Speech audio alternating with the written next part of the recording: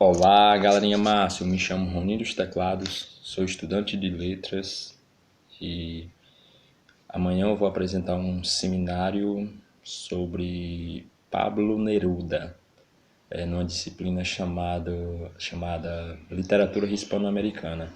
Vou fazer esse pequeno ensaio para mim saber como é que vai ser, né, basicamente, que eu terei de falar, aí vou me analisar e tal, vou fazer este seminário inclusive sozinho, apresentar esse seminário sobre esse cara que é a vida dele, você bota no YouTube, você bota no Wikipedia, tu bota no Facebook, tu encontra tudo sobre o cara, a vida do cara foi... Contam-se, né? Muita gente fala, a galera da crítica fala que depois daquele inglês William Shakespeare, né, Pablo Neruda vem logo abaixo, né? Pablo Neruda, ele era um chileno, né? Ele nasceu em 1904, numa cidadezinha chamada Parral, e ele faleceu dia 23 de setembro de 1973, né? Ele perdeu a mãe quando tinha apenas um mês de idade, tá entendendo? E seu pai era ferreiro, era operário, né? Era operário, me desculpe. E ele dessa cidade, o seu pai acabou casando com a madrasta dele, a quem inclusive ele chamava de mãe, né? Aí se mudaram para uma cidadezinha chamada Temuco, se eu não me engano, com 2 anos de idade. E ele permaneceu lá, o Pablo Neruda, até os 17 anos, onde ele ingressou na Universidade do Chile, tá entendendo? Com 17 anos. Mas antes disso, a vida do cara era o seguinte, ele escritor, poeta, né? Essas coisas assim. E o pai dele queria que ele entrasse na universidade e fizesse medicina, advocacia, alguma coisa que desse mais dinheiro, né? Não partisse para a área da educação, né?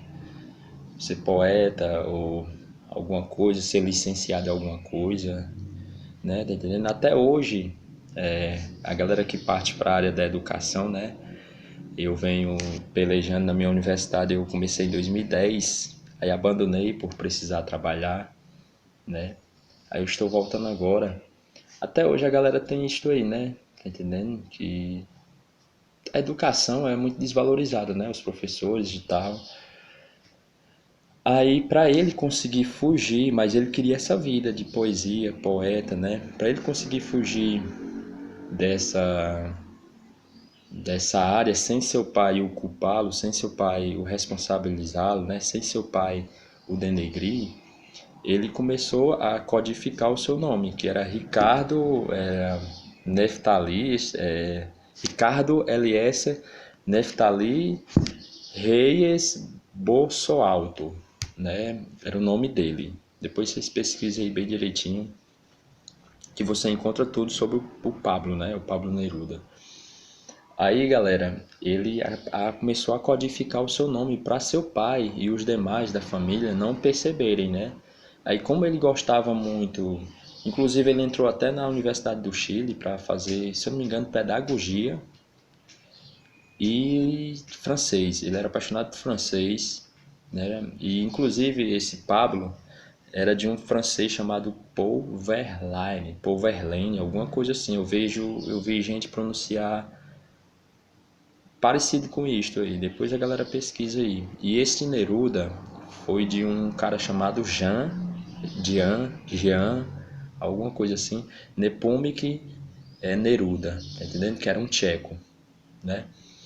E ele começou, tinha um colega dele na infância que pedia para escrever cartas amorosas, poemas, para entregar uma namoradinha desse colega dele. Aí ele começou a escrever, aí começou a pegar gosto, né? Pela... E a sua mãe tinha sido professora, né, primária. Aí começou a escrever, aí começou a dizer, rapaz, eu vou escrever, eu vou chegar, não vou copiar de uma pessoa, eu vou criar, né? Aí ele fala no livro de Memórias Póstumas, né, na biografia dele, que foi publicado um ano depois da sua morte, que ele faleceu dia 23 de setembro de 1973, no Hospital Santa Maria, de Santiago, no Chile, né? Aí ele conta que a primeira crítica literária dele veio de seu pai, porque ele conseguiu criar, juntar, escrever, imaginar e criou algo bacana que ele se sentiu bem e resolveu mostrar a seu pai, né? Aí seu pai leu, achou muito bonito, muito interessante, entregou o papel e disse, né?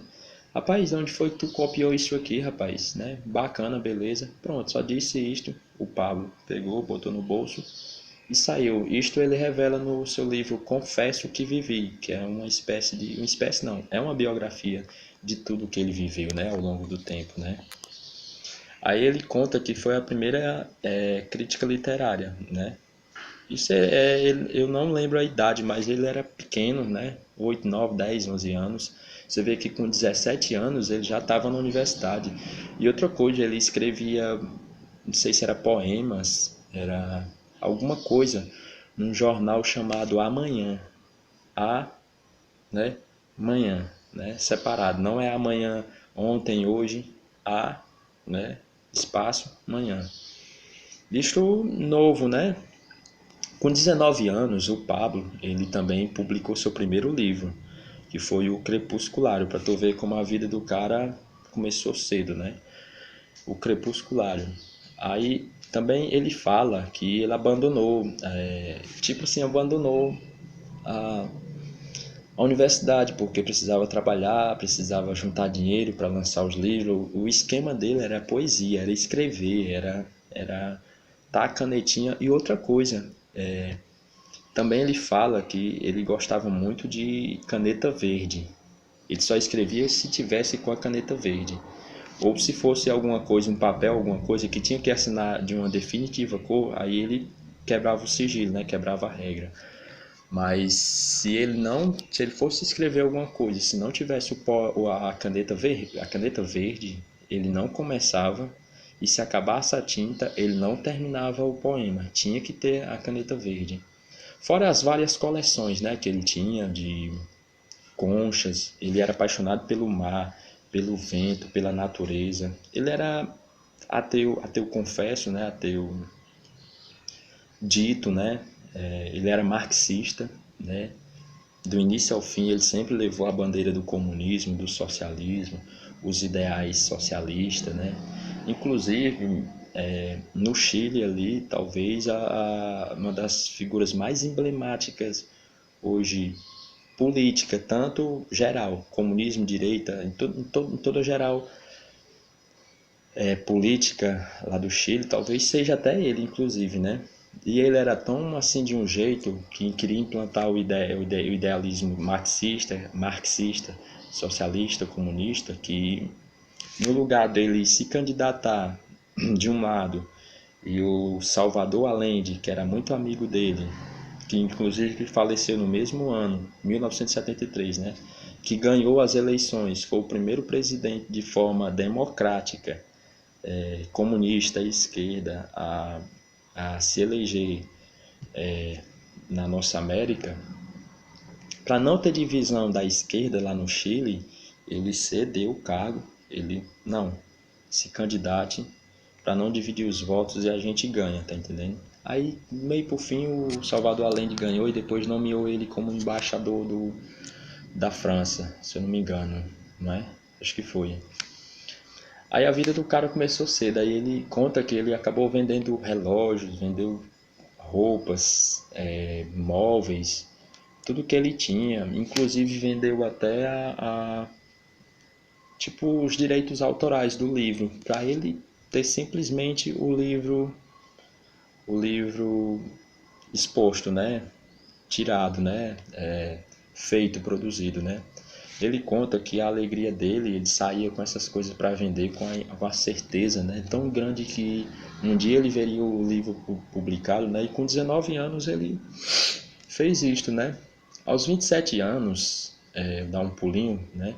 Aos 27 anos ele começou a tipo ser espécie de cônsul, né? Representar o Chile, né?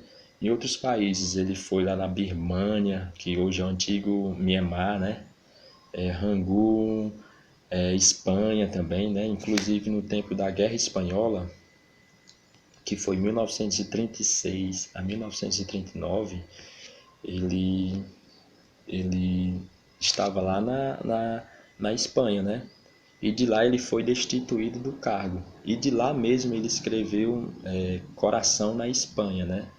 Aí foi aquela guerra entre republicanos, né, socialistas, comunistas, esquerda, né, com os conservadores, com os católicos, com os nacionalistas, né, com o governo de Francisco Franco, me desculpe, que aplicou o golpe de Estado.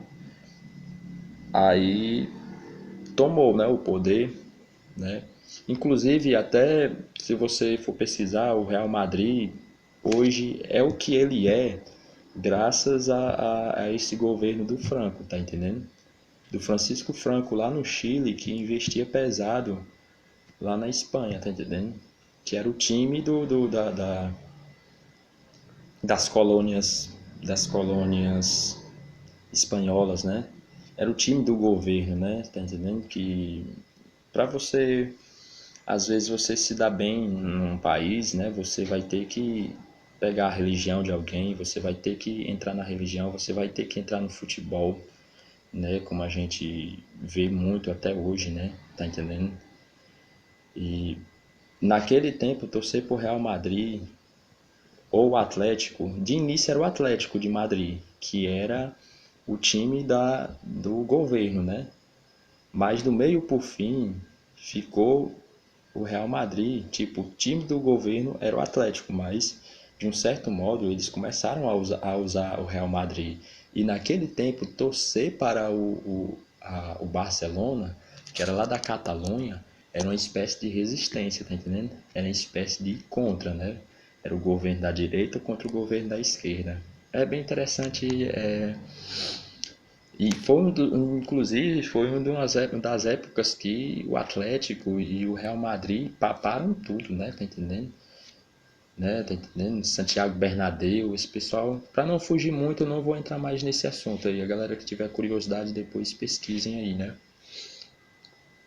Aí com essa guerra civil espanhola, né? Direita, esquerda, socialistas, conservadores, republicanos, nacionalistas e tal, e tal, e tal. O Prestes acabou. O Prestes não, o Pablo acabou ficando lá, né? Sendo que, por ele ser marxista, comunista, declarado ateu e defensor unânime dos ideais socialistas, comunistas, ele